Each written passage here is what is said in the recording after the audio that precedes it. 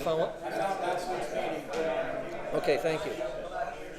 Yeah, I had to erase that. I was just telling him, most of the stuff I work with now is in Linux and Unix, and that's the only one I had formatted for Windows. So the other stuff we wouldn't have been able to read it. All right, good evening, everybody. My name's Bill, and I'm an alcoholic. And it's a little after 7:30, so I guess we ought to get the 7:30 meeting started. What do you think? How about we start off with a moment of silence, and we'll follow that up with the Serenity Prayer.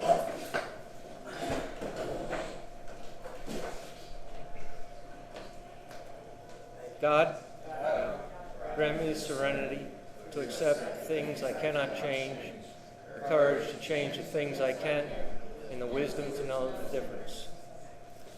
Okay, I got this little card I carry around in my pocket, and it's got the preamble on there. It's a couple other prayers, Serenity Prayer, 12 steps, 12 traditions.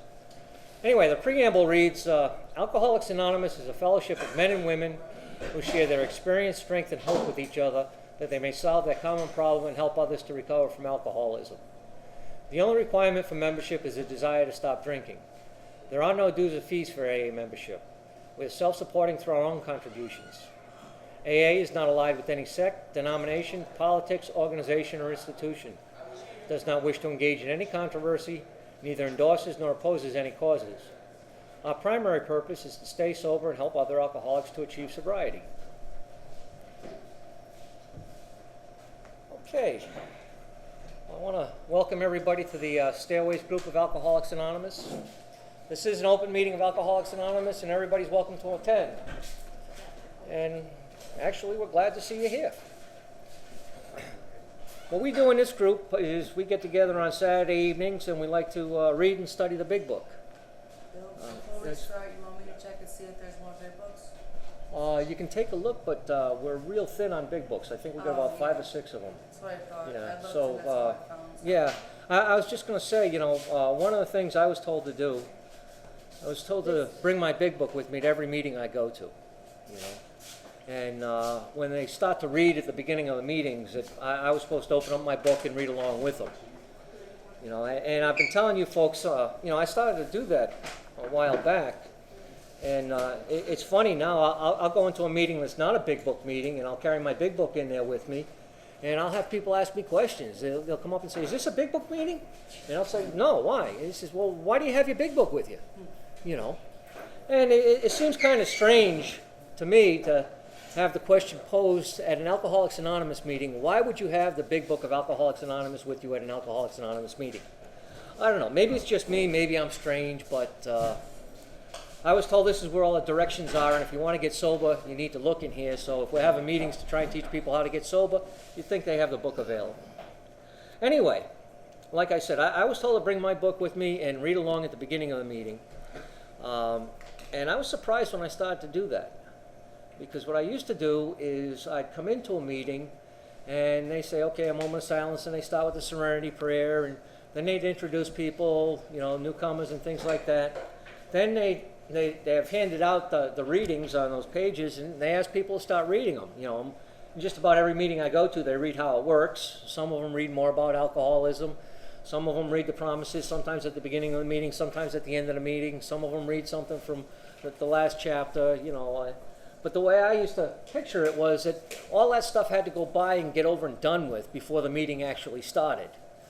So while they were going through and doing all these readings, I was talking to the guy sitting next to me, or looking at the girl across the way, and not really paying attention.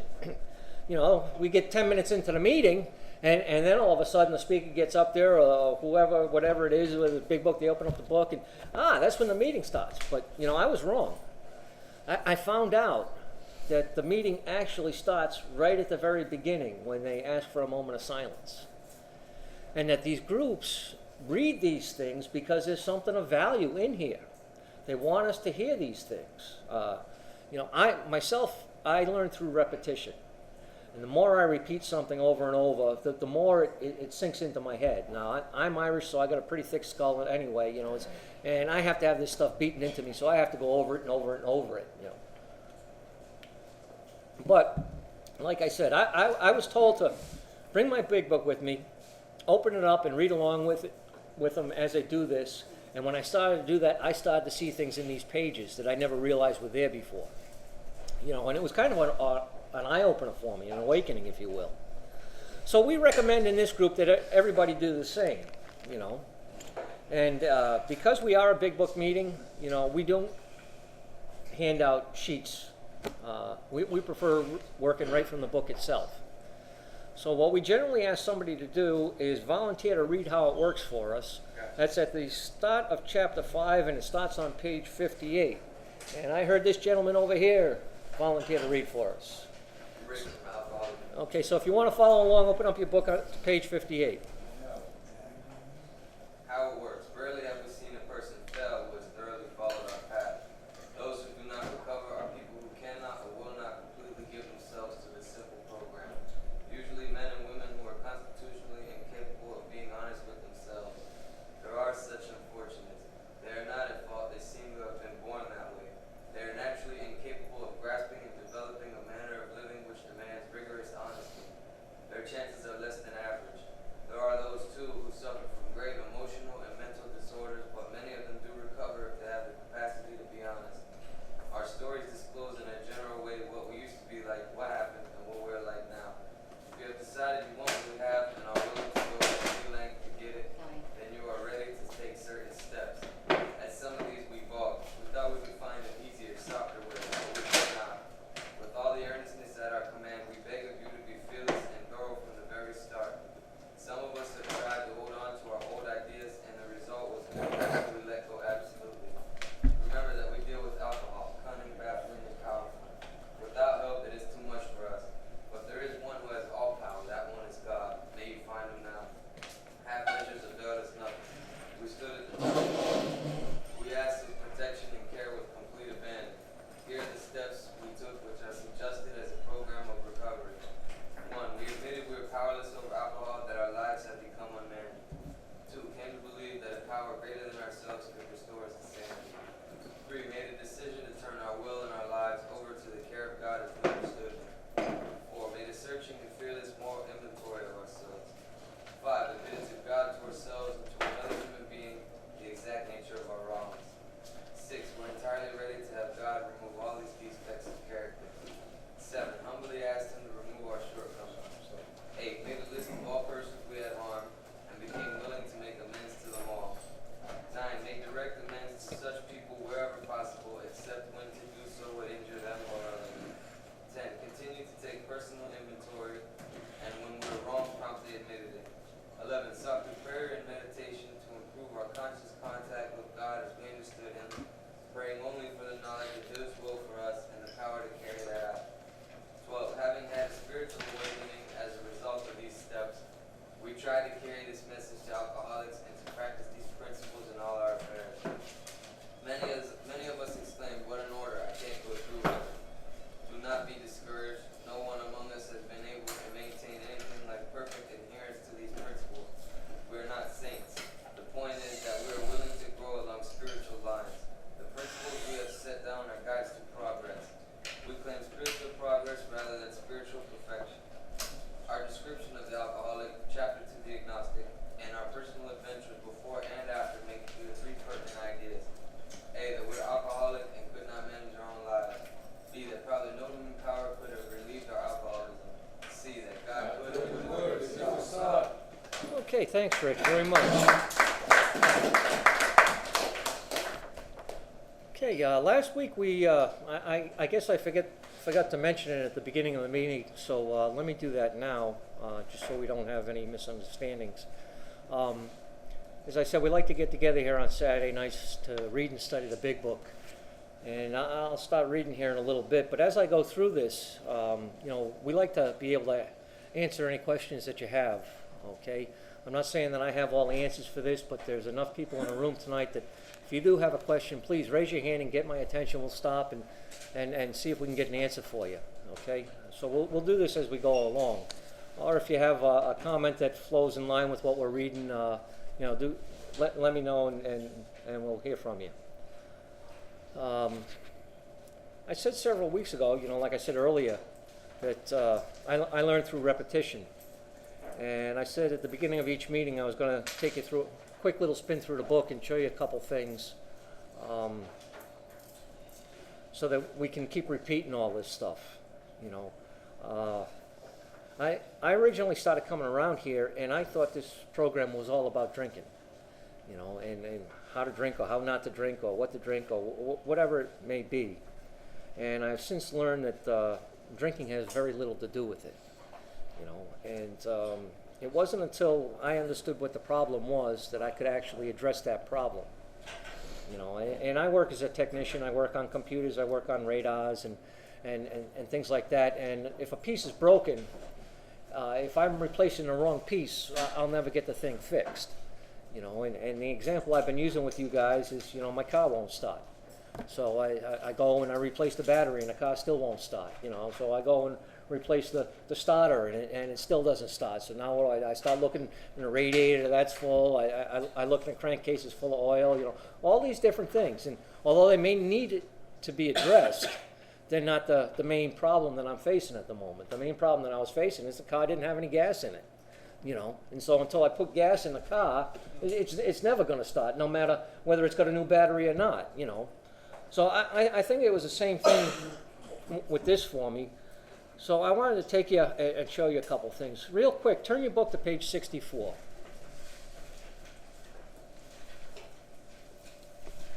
On page 64 here, it's in the very top of the page is a paragraph that carries over from the other page. It's not a complete paragraph. But if you come down on the right-hand side of that page, and you come down 1, 2, 3, 4, 5 lines, there's a little short sentence there. And you all see that? It says, our liquor was but a symptom. Okay, I wanted to point that out to you. And what I've been saying to you is, you know, it doesn't matter what form your liquor took. Whether you ate your liquor, whether you snorted your liquor, whether you shot your liquor, smoked it, drank it, you know, the liquor is just but a symptom. Okay, it's not the real problem that we face here. It's like me going out and changing a battery. You know, addressing liquor is like changing a battery for me, and my car's still not starting. So again, turn your book to page 23 for a second.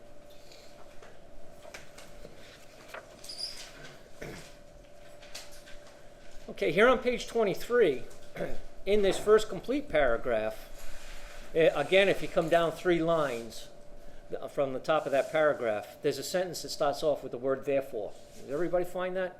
Mm-hmm. This sentence reads, therefore, the main problem the alcoholic centers in his mind rather than in his body. Okay? So the book is telling us that liquor is just but a symptom of the problem, and our real problem centers in our mind. Okay?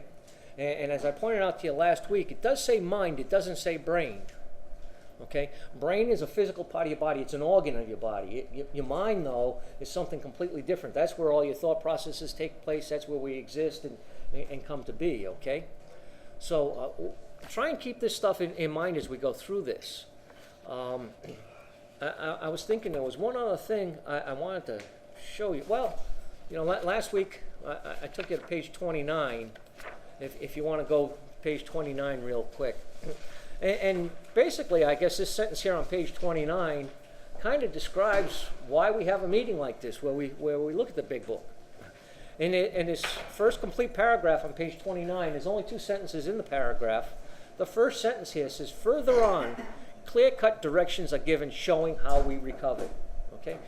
They're telling us they're going to give us clear-cut directions on how to do this thing. You know, some of the groups I go to, they read more about alcoholism at the beginning of the meeting.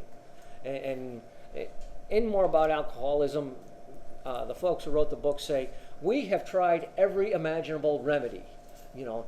And me, I completely missed that. That's because, like I said, I was busy talking to the other folks at the beginning of the meeting or doing whatever I was, and I did this for years. And I felt that, you know, looking up at the steps, I was able to recognize that there's some work involved in those steps. And me being basically lazy, I didn't want to do any work. So I figured I would be able to find a different way to do this, you know. I completely disregarded the fact that they told me that they had tried every imaginable remedy, all right? And so I went on this journey trying to find out how to do this. As a result of all that, you know, I was back and forth, in and out, put some time together, drank again, and I did that for 8 years, you know. I didn't follow the clear-cut directions that are given in the book. Yes? Real quick, what are the clear-cut directions? Is that the steps we read on how it works? What the clear-cut directions are, we'll find these as we go through the book. They're all throughout here, okay? It's the directions on what to do to actually work this program the way the first 100 actually did it, okay? They tell us, I forget which page it's on here in the book, but someplace in here it mentions, basically, if you boil it down, if you do what we did, you'll get what we got, okay? They're telling us that, well, you know, as you say that, I think of the word suggestion, and I told you this before. Real quick, look at the beginning of chapter 4. The very first page in chapter 4. It's on page 44. Okay? Rich read for us tonight how it works. And in how it works, it says, here are the steps we took which are suggested as a program of recovery. Okay? I looked at that word suggested, and like I said, being the lazy person that I am, to me, suggested means I can do it or I don't have to do it, you know. I completely misunderstood what they were trying to tell me. Here, and the end of this last sentence in the first paragraph of chapter 4. Chapter 4 is entitled We Agnostics. It's on page 44. Read what this last sentence says here. It says, if that be the case, you may be suffering from an illness which only a spiritual experience will conquer. Okay? As we go throughout this book, and we've already seen some of it coming from Dr. Silkworth when we read the doctor's opinion, people are telling us over and over again that we have to have this psychic change, I believe is how Silkworth referred to it. Okay? Later on, we haven't quite gotten there yet, but Dr. Young tells us the same thing. He says he hasn't seen a single alcoholic recover where the state of the alcoholic mentality exists, okay? The only time he's ever seen anybody recover is when they have this change come about. What these folks are suggesting, and they're telling us here on page 44, they're telling us right outright that the only way to do this is to experience this change, all right? I'm suffering from an illness which only a spiritual experience will conquer. Now, they tell me in the book that they have no monopoly on this experience. However, if you don't know how to achieve this, all right, we suggest that you try our method. And if you're going to try our method, there are clear-cut, specific directions we are going to give you on how to do it. All right? That's what the directions are that are come later on in the book. And they're sprinkled all over the book as we go through this. You know, and looking back on it, I see now, after reading this book a couple times, that the directions are there. However, the first time I read it, I didn't see them. You know, they may be clear-cut directions, but to me, they're not obvious directions. They don't jump off the page at me. They don't slap me upside the head. And I told you, that's kind of the stuff I need. Okay? So I eventually ended up with a bunch of guys that were spending a lot of time reading and studying this book. You know, in fact, it started off for me. I was in the treatment center the last time. It was this very meeting here in the 101 Club on Saturday nights, the Stairways Group. That they said, hey, you want to go to a big book meeting? And I said, all right. And so I rode with them up here. And when I got here, this whole building was full. And that meeting, this 7:30 meeting that we're sitting in right now, same one, started then at 7:30, only it went for an hour and a half long. And if you didn't get here early enough, you could not find a seat in here. You'd have to stand up. All right? And there was a gentleman doing this meeting at that time. His name was Jim. And he died in 2005, unfortunately. But when he died, he had 40 years of recovery. And he would go through this book in a way that I have never heard done anywhere else before. And he was able to open up my eyes to see some of this stuff. And all of a sudden, you know, dawn breaks on Marblehead over here. And I was able to start seeing some of it. And I was able to start implementing some of these directions that they told me to do. And you know what? When I started following those directions, something changed. Something happened. I don't know what it was. I don't know why it was. But it did. And as a result of going through this and following those directions, I've had this obsession to drink removed from me, just like it says in the book. Okay. I haven't had to drink anything in over 5.5 years now. And like I said, the first 8 years of me in this program, I was fighting it. I was struggling. You know.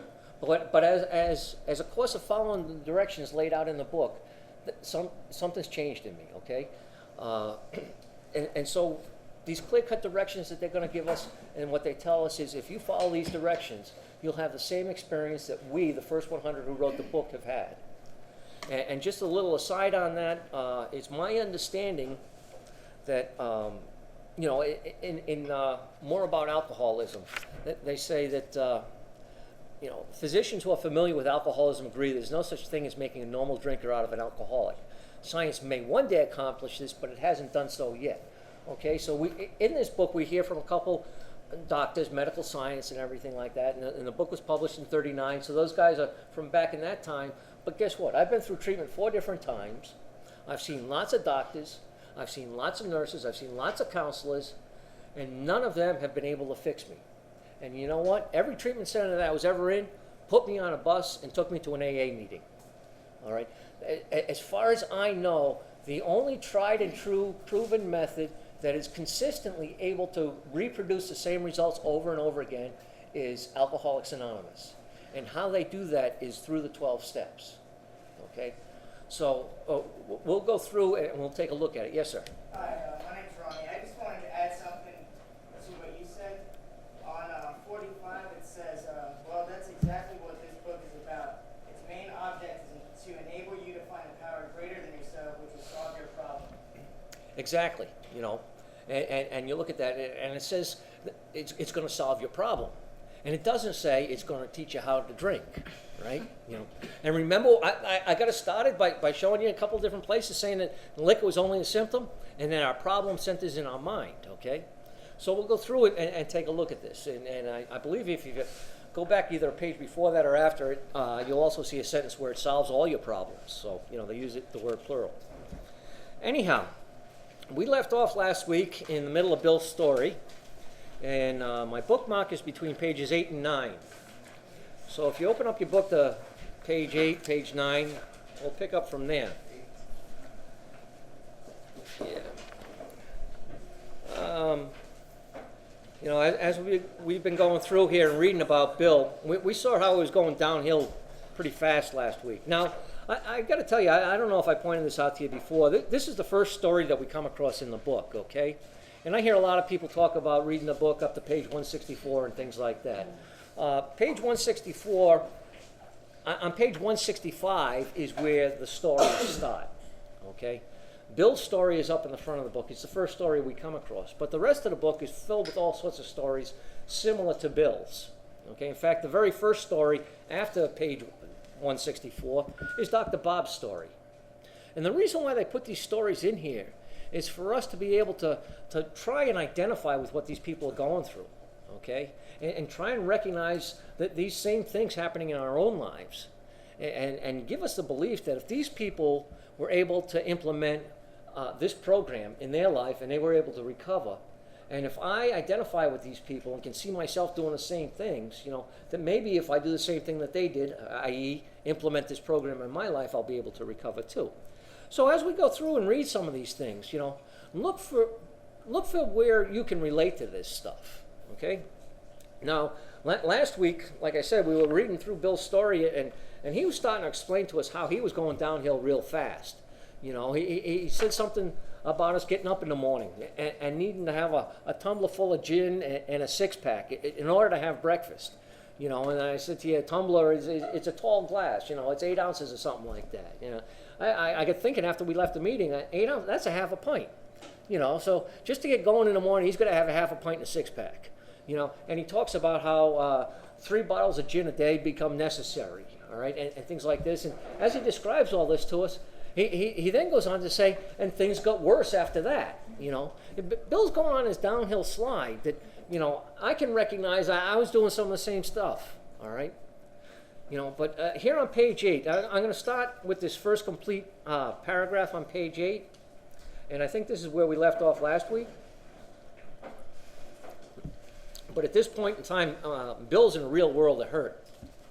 And he says here in this paragraph, he says, "No words can tell of the loneliness and despair I found in that bitter morass of self-pity.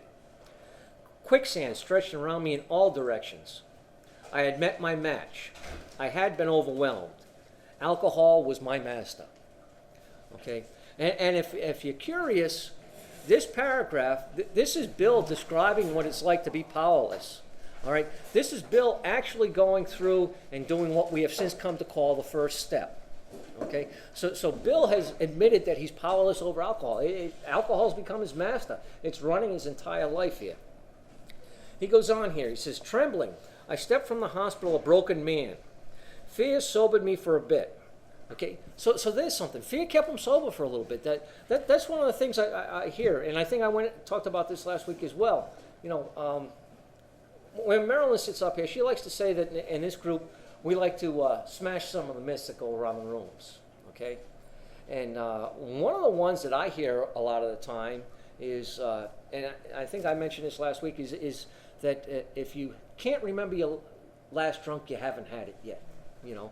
And they tell me to do things like keep it green and remember all this stuff, with the idea being that if I remember all that stuff, what happened, all those bad things that happened to me, I'll have enough fear in me that I'll say, oh, I never want to do that again, okay? And therefore, I won't do it. If I can remember the last time I drank, I ended up in jail. I don't like jail.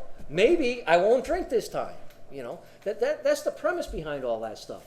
But look what happens to Bill. He says, fear did keep him sober for a bit. He says, then came the insidious insanity of that first drink. All right, it overwhelmed him. His fear was overtaken. He says, and on Armistice Day, 1934, I was off again. All right, so you know, a lot of times, turn to page 24 real quick. I think I may have showed you this last week as well. There's a paragraph here on page 24 towards the top that's in italics. Okay, and anytime you come across a section of the book that's in italics, it's where in the original manuscript they had underlined it, and they want to stress it. So when it went to the printer, everything that was underlined, they put in italics. But look what this paragraph says here. It says, the fact is that most alcoholics, for reasons yet obscure, have lost the power of choice in drink. Okay, that's another thing I hear around the rooms nowadays. I hear, well, I have a choice whether I drink or not. I'll tell you what, if you're as bad as I was, and when I was all wrapped up and had this alcoholic mentality, I didn't have a choice. I was drinking. That's what an alcoholic does, okay? What has changed is by going through the steps, I've been relieved of this, and so now I have a choice as to whether or not I want to continue to work the steps. You know, if I don't continue to work the steps, I'm going to end up drinking again. Go back to that alcoholic mentality. But they say, you know, for reasons yet obscure, have lost the power of choice in drink. Our so-called willpower becomes practically non-existent, okay?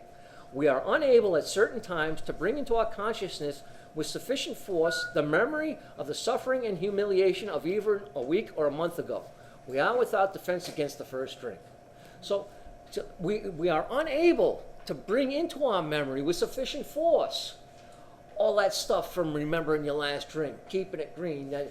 You know, we don't remember what happens to us. It's just the way alcoholics are, you know. I have what I've been heard called a built-in forgetter. And it works real good. I only remember the good stuff. I never remember the bad stuff. Yes?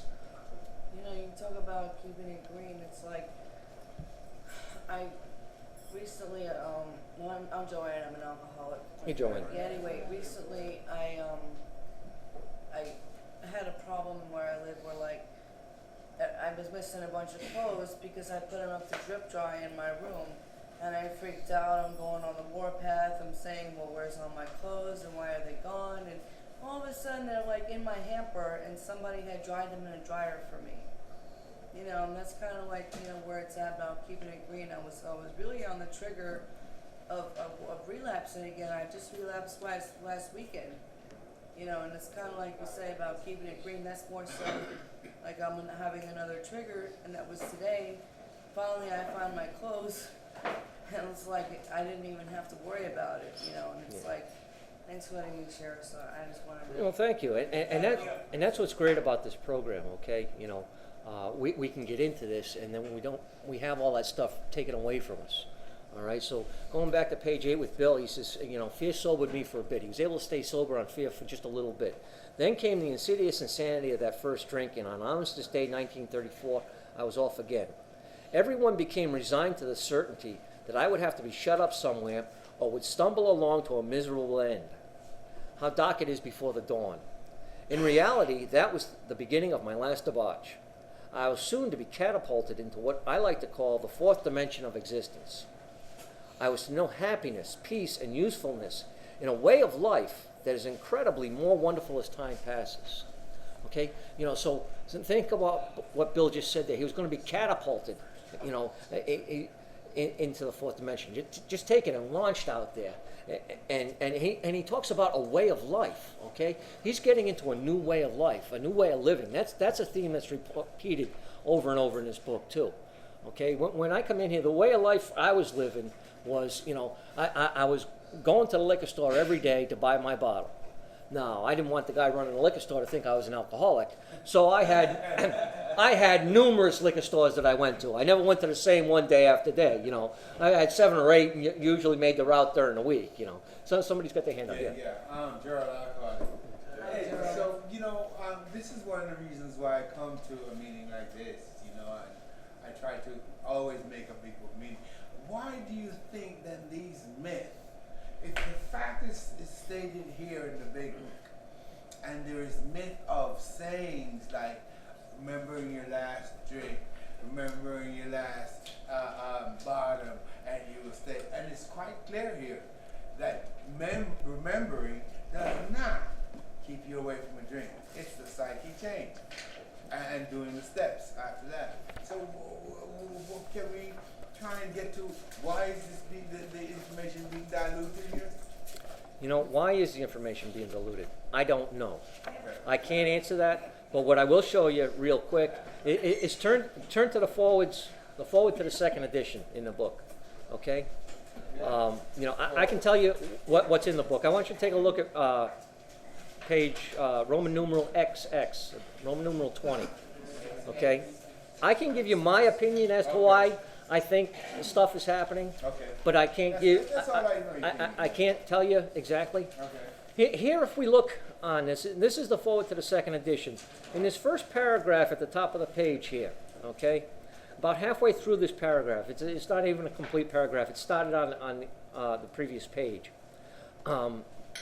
Right in the middle of it, it says, of alcoholics who came to AA and really tried, 50% got sober at once and remained that way. 25% sobered up after some relapses. And among the remainder, those who stayed on with AA showed improvement. Okay? So if I take those two numbers and put them together, roughly, after a couple relapses, 75% of the people get sober. Let's go to the back of the book for a second. Let's take a look at the appendix, the medical opinion, the medical view on AA. It's Appendix 3 in the back of the book. Okay? As you get here, if you come down this page, 1, 2, 3 paragraphs. There's a paragraph that starts off with Dr. G. Kirby Collier. Okay? What page number is that? In my book, it's on page 569. It's Appendix 3 in the back. I got 571. Okay, well, if you got a third edition, it could be a different page number. Okay, page numbers between 1 and 164, no matter which edition you have, always remain the same. But the Roman numeral pages in the front and the page numbers in the back, things will shift around a little bit. Okay, but the book I'm working from right now is a 4th edition. So you're with us there? Not really. Go ahead. You haven't found it? Then right in the very back. There's only a couple pages left. Turn all the way to the back of your book there. Okay. Appendix number 3. It's entitled "The Medical View on AA." Okay. And if you look down the bottom of this page, there's a little asterisk that says 1944. Okay. So this is coming from a talk that was given in 1944. But the third paragraph down from the top of this page, it starts off with Dr. Collier. It says, Dr. G. Kirby Collier, psychiatrist. I have felt that AA is a group unto themselves, and their best results can be had under their own guidance. As a result of their philosophy, any therapeutic or philosophic procedure which can prove a recovery rate of 50 to 60% must merit our consideration. Okay? So this is one of the doctors who has looked at what has been going on with AA from the time they emerged, when the book was printed in 1939, to when this convention was going on in 1944. Okay, and he's saying at that time, AA had a recovery rate of 50 to 60%, which kind of coincides with what we saw in the forward to the second edition. all right, that 50% plus another 25%. I'll tell you, the last time I was in treatment, we were in a room, I can't remember how many people were in there, you know, they had the whole treatment community in there, there may have been 60 of us or something like that. And they told me, look around this room, there's a big room, we're all sitting around the perimeter. They said, look around here. So 1 out of 10 of you is going to make it. Now, if you do the math on that, 1 out of 10 equates to 10%. Why is nowadays a treatment center telling me 10% of the people are going to recover, where back in the beginning, the book is telling us 75% are going to recover? Okay? You ask, why does it get watered down? I think it gets watered down. Just remember what I said at the beginning of the meeting? I carry my book with me to every meeting I go to. And I have people questioning, why, if this is not a big book meeting, why do I bring my big book? The directions on how to work this program and how to get sober are in the book. And when the books aren't showing up, people aren't following the directions. You know, it's plain and simple. I know from my own history, when I did not follow directions, I did not get these results. When I did follow these directions, something happened. You know, why people, you know, me, I'm an alcoholic. I'm obstinate, I'm stubborn, I'm defiant. You tell me to do this, I'm going to tell you to do that, you know, and go my merry way. So, I don't know. Maybe people just are refusing to take a look at this stuff. Yes, sir. Real quick, another one is take what you want and leave the rest. That I hear in the meeting. Yeah. Well, you know, I won't get into all, we could sit here all night long and say all this stuff. You know, what I was told to do when I go to a meeting, in addition to bringing my book, I was told to listen for 2 different things, okay? I was told to listen and ask myself, where is God involved in that equation? Okay, when I hear somebody talking about something, describing something, where is God in that? You know, the other thing I was told to look for is where is that in the big book? Okay, ask that person to show me where it says that in the big book. If they can't show me where that is, where the directions are in the big book, or if God is not involved in that at all, I was told I'm pretty safe to kind of ignore that stuff, okay? And you got to realize that there are a lot of people that come to these meetings, all right? Our group here is an open meeting. Anybody's welcome to come here. We don't restrict anybody from coming here. We wouldn't want to do that because this way of life is available to everybody and will work for everybody if they want to do it, okay? But you will find people in meetings that maybe have been court-ordered here, all right? Maybe they aren't a real alcoholic. Maybe they're a hard drinker or something like that, but they end up in one of these AA meetings because the judge said, go to AA and get this sheet signed, all right? And maybe because they aren't a real alcoholic, they were able to stop. They were able to, like the book says, you know, stop or moderate because some factor came into their lives. And they sit here and say, well, you know, I was able to stop by doing this. You know, if he comes to me and tells me, you know, I was able to stop by standing on my head in the corner and spitting nickels, that's all you need to do. And he's not a real alcoholic, and I am a real alcoholic, and I try that, and it doesn't work for me. Where do I end up, you know? So that's why I think it's safer that we stick with the directions in the book and go by what the book says, because it's tried and true. It's proven over time. Where are we? This is 2008, and 1939 it was published, 1935 to get started. So now how much time has gone by? Somebody did the math for me quick. What is that, 75 years or something like that? You know, it's been around for a while, and it consistently works. You know, there are other solutions out there, but they come and go. They don't consistently work as far as I know, all right? So, there we are, you know. Sorry to take you off track. That's okay, you know. We'll get back here. We're in no hurry. We'll go back to page 8, you know. We're moving along like a herd of turtles. He says here, 7 years. yeah. Back in the middle of, I'll just read the whole paragraph again. Trembling, I stepped from the hospital a broken man. Fear sobered me for a bit. Then came the insidious insanity of that first drink, and on Armistice Day, 1934, I was off again. Everyone became resigned to the certainty that I would have to be shut up somewhere or would stumble along to a miserable end. How dark it is before the dawn. In reality, that was the beginning of my last debauch. I was soon to be catapulted into what I like to call the fourth dimension of existence. I was to know happiness, peace, and usefulness in a way of life that is incredibly more wonderful as time passes. Near the end of that bleak November, I sat drinking in my kitchen. With a certain satisfaction, I reflected there was enough gin concealed about the house to carry me through that night and the next day. I always had a good feeling when I had plenty of booze hanging around, you know? He says, my wife was at work. I wondered whether I dare hide a full bottle of gin near the head of our bed. I would need it before daylight. All right? So Bill is probably waking up in the middle of the night and going through withdrawal symptoms. You know, he's got to drink some more before the night gets through. Otherwise, it overcomes him. He says here, my musing was interrupted by the telephone. The cheery voice of an old school friend asked if he might come over. Okay, in case you're interested, this old school friend that he's talking about here, his name is Ebby Thatcher. Okay, and he never quite mentions Ebby by name, and there's another fella in here by the name of Roland Hazard that we don't see his name, but these two guys kind of end up working together, and we'll go on and I'll give you a little bit more of that history. He says, the cheery voice of an old school friend asked if he might come over. He was sober. You see that's in italics. He was sober. His friend was sober.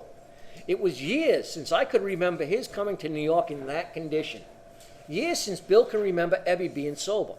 Bill says, I was amazed. Rumor had it that he had been committed for alcoholic insanity. So Bill had heard that, Ebby had been locked up. He'd gone insane because of alcohol, and they had to lock him up. But here he is, standing on his doorstep. Bill says, I wonder how he had escaped. So Bill figures, they locked him up, and he went over the wall and got out, He says, Bill says, of course he would have dinner, and then I could drink openly with him. All right, that's what Bill's thinking of. I can drink openly with him. Unmindful of his welfare, I thought only of recapturing the spirit of other days. All right. Listen, Bill says he was unmindful of his welfare. Bill didn't even stop to think about Ebby at all. His old friend, what happened to Ebby? How come he's not drinking right now? Bill was all wrapped up in himself. All right? Bill was wrapped up in his selfishness and self-centeredness and thinking, hey, this is great. We're going to drink together. He wasn't thinking, well, he stopped drinking. Is it going to be, am I going to cause Ebby trouble if I start to drink with him? He didn't think about Ebby. Bill is all wrapped up in himself. He says, he goes on reminiscing. He says, there was that time we had chartered an airplane to complete a jag. His coming was an oasis in this dreary desert of futility. The very thing, an oasis. Drinkers are like that. So Bill, he's sitting here. He's looking around his house. He's got enough booze. He's wondering whether he ought to stash something near the bed. The phone rings and his buddy shows up. Hey, this is going to be great, And he says, the door opened and he stood there, fresh-skinned and glowing. There was something about his eyes. He was inexplicably different. What had happened? I pushed a drink across the table. He refused it. Disappointed but curious, I had wondered what had got into the fellow. He wasn't himself. All right, so right away, Bill can see something's different in Ebby. This is not the Ebby that Bill knew. This is not the Ebby that Bill grew up with. What has happened, he asked. What's changed with him? So Bill asked him. He says, come, what's this all about, I queried. He looked straight at me, simply but smiling, and he says, I've got religion. I was aghast, Bill says. I was aghast, so that was it. Last summer, an alcoholic crackpot. Now I suspected a little cracked about religion. He had that starry-eyed look. Yes, the old boy was on fire all right, but bless his heart, let him rant. Besides, my gin would last longer than his preaching. All right? So Bill, Ebby, come on, what's up with it? He's, Bill, I got religion. All of a sudden, Bill's backing away. He said, whoa, hey, I don't want nothing to do with this. I invited him over for dinner. Okay, the guy's here now, but you know what? I got enough booze to get by. Let him do his ranting, his raving, his preaching, whatever he's going to say. I'll just sit here, smile happily, say yes, nod my head, drink my drinks, get messed up, and things will be normal, And I got enough booze concealed around here that I can outdrink his preaching. But Bill goes on, he says, but he did no ranting. He's talking about Ebby. Ebby did no ranting. In a matter-of-fact way, he told how two men had appeared in court, persuading the judge to suspend his commitment. They had told him of a simple religious idea and a practical program of action. That was 2 months ago, and the result was self-evident. It worked. Okay? Here's the stuff behind this. Ebby, as I understand it, Ebby and Bill were good friends growing up and what have you, okay? And Ebby was a real bad drinker. you know, real heavy alcoholic and everything. And I guess towards the end, the story is that Ebby's driving down the road and he goes off the road and he plows his car right into somebody's house and ends up in the kitchen. You know, and he looks up, the lady of the house is standing there and he says, "Hi, can I have a cup of coffee?" You know, and as a result of that, I guess the police came, you know, getting ready to lock this guy up. Now, I mentioned to you Roland Hazard a little while ago. Roland Hazard is another fellow that we'll start reading about here in chapter 2. And Roland came from a very wealthy family. And Roland had a lot of money at his disposal. But Roland also was an alcoholic. And Roland went to see lots of different doctors trying to beat this thing. And none of the doctors were able to help him. Okay, Roland ended up involved with a group known as the Oxford Groups. And as I understand them, they were sort of a Christian fundamentalist group that wanted to get back to the way Christianity was years ago. Okay, and one of their precepts was that they went out and helped other people. Okay, so Roland got involved with the Oxford Groups, and it was Roland and another man who appeared in court that was just read here, and said to the judge when the judge was going to lock Abby up. This is what Bill had heard. He'd been committed, right? Roland showed up and says, "Hey, Judge, how about we've got this program going. How about you release him into our custody?" And so the judge says, "Okay, I'll release him."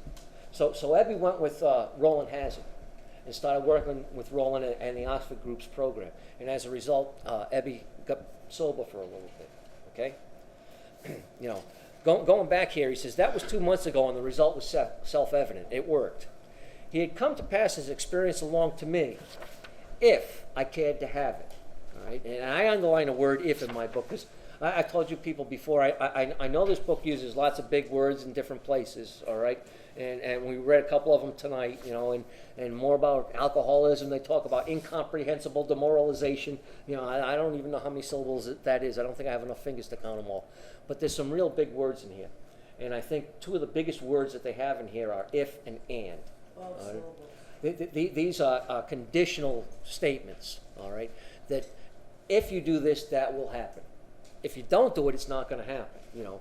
So Bill is now saying Ebby has come to pass along his experience to him if Bill's interested in it. If Bill's not interested in it, you know, waste of time. Bill goes on here, he says, "I was shocked but interested. Certainly I was interested. I had to be, for I was hopeless." All right. Again, Bill's just, you know, I showed you where he went through the first step. He's admitting that thing again. He's hopeless. He's helpless. He doesn't know where to go. He doesn't know what to do. He goes on here. He says, Ebby, talked for hours. Childhood memories rose before me. I could almost hear the sound of the preacher's voice as I sat on still Sundays, way over there on the hillside. Okay, right now, this is, Bill is reminiscing, going back into his own life. And starting to remember all the things that he was told about religion, all right? And he's getting a little riled up. The hair on his neck is standing up here, okay? He's remembering all the bad things and why he got away from some of this stuff, all right? Because Abby has just told him, I got religion, and this is the solution. And Bill said, "Oh, shit, do I have to go through this again? I didn't like it the last time. I don't want to do this stuff." You know? He says, childhood memories rose before me. I could almost hear the sound of the preacher's voice as I sat on still Sundays, way over there on the hillside. There was that prophet temperance pledge I never signed. Right? They asked him to sign up, say never drink again. That Bill had nothing to do with that. My grandfather's good-natured contempt of some church folk in their doing. All right. His insistence that the spheres really had their music, but his denial of the preacher's right to tell him how he must listen. His fearlessness as he spoke of these things just before he died. Okay, Bill is remembering his grandfather and how his grandfather was saying, look at those people. They say one thing in church on Sunday, and out here they do just the opposite, you know. And Bill is looking at this, and this is all coming back. He says, these recollections welled up from the past. They made me swallow hard. That wartime day in old Winchester Cathedral came back. You know, so he's remembering back when he was standing in Winchester Cathedral looking at that tombstone, you know, that talked about that Hampshire Grenadier, you know. He says, I had always believed in a power greater than myself. I had often pondered these things. I was not an atheist. Few people really are. For that means blind faith in the strange proposition that this universe originated in a cipher and aimlessly rushes nowhere. My intellectual heroes, the chemists, the astronomers, even the evolutionists, suggested vast laws and forces at work. Despite contrary indications, I had little doubt that a mighty purpose and rhythm underlie all. How could there be so much of precise and immutable law and no intelligence? I simply had to believe in a spirit of the universe who knew neither time nor limitation. But that was as far as I had gone. Okay? So Bill believes that there is something out there. All right? Something had to put this whole stuff, this whole universe together and make it work. But that's as far as he's willing to go right there. All right? But he's beginning to have a little faith come through. All right? And Abby's describing this stuff and he's thinking about it. Bill says, with ministers in the world's religions, I parted right there. When they talked of a God personal to me, who was love, superhuman strength and direction, I became irritated and my mind snapped shut against such a theory. Bang, snap shut, like that. He doesn't want to hear nothing else. Don't tell me no more. My mind's made up. Don't confuse me with the facts.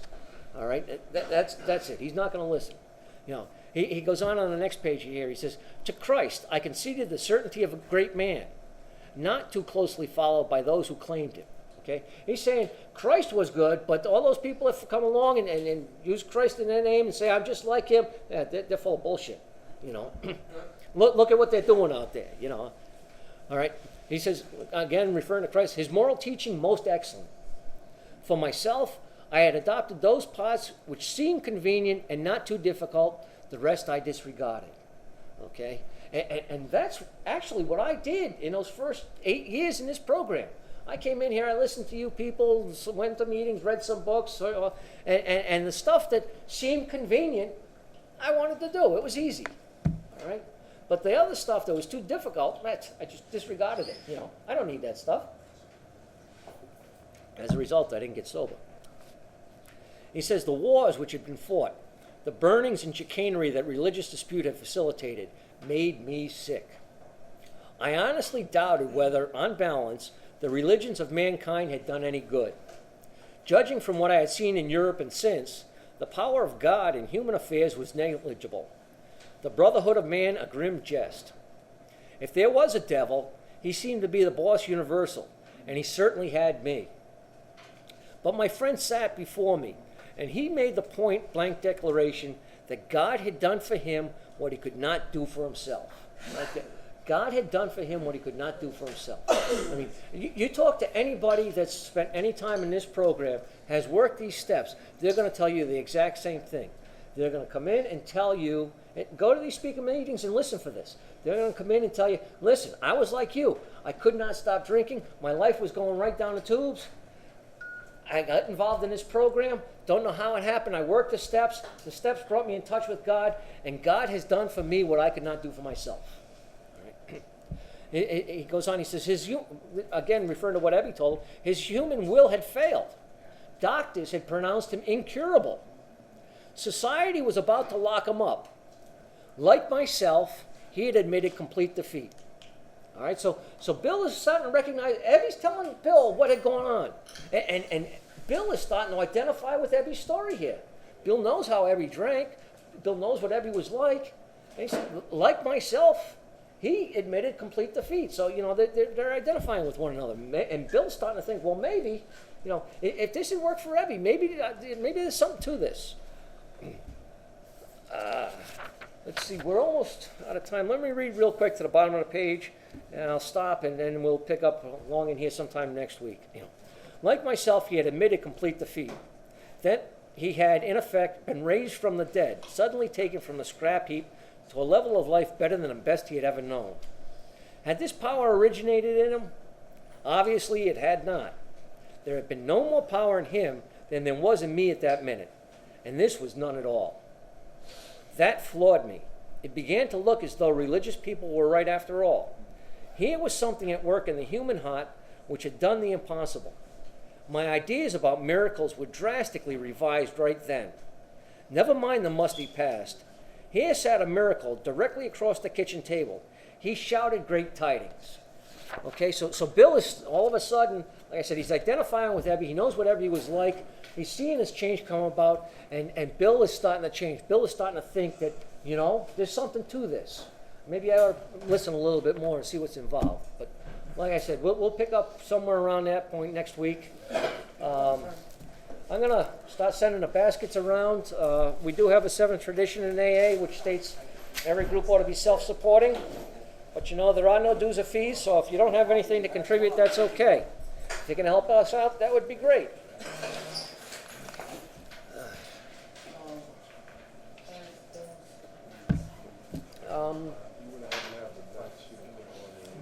No, I don't. Maybe somebody else does. Does somebody have a blank sheet of paper this gentleman could borrow? Yeah. I'll get to signing the sheets at the end of the meeting, okay? Just a couple more minutes, guys.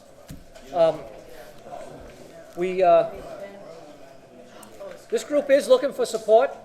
Okay, we're always looking for membership. If you want to become a member of the group, it's pretty much basically just what Rich just said. Sign me up, brother. You know, it's that simple. Okay. Tom says he's recording all this, so. My name's Tom Alcoholic. You can download this meeting on youtube.com/12step. That's 12STEPT, and listen to it. There's no video. I mean, other than a picture I'll put up there of Bill Wilson or somebody. But you can listen to this meeting on YouTube. Okay. You know, this group likes to celebrate anniversaries at the end of the month, which would be today, but nobody informed us this month that they were having an anniversary, so we didn't do that. We do have our business meeting on the first Saturday of the month following this meeting. So generally our business meeting would be next week. Other than that, we do hand out chips, and we generally ask somebody to volunteer to give out the chips. Would somebody like to do that tonight for us? Nope. All right. Somebody's going to do the chips for us. And we're still working with silver chips for the first one, so. Okay. I'm Joanne. I'm an alcoholic. We're at AA. We mark our time.